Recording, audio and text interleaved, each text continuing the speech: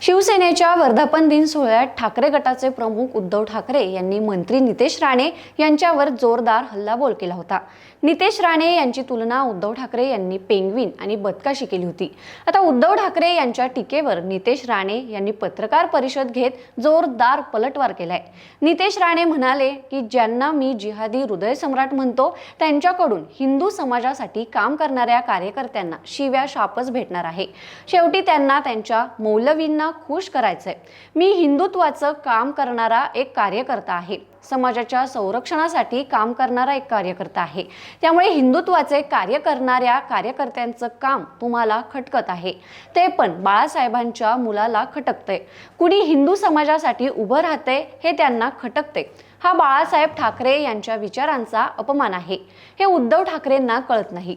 Thackeray brand संपला ही जी ओरड घालत आहेत, हिंदुत्वाचे हात सोडले म्हणूनच ठाकरे ब्रँडला हे दिवस आलेले आहेत, अशी टीका त्यांनी यावेळी केली।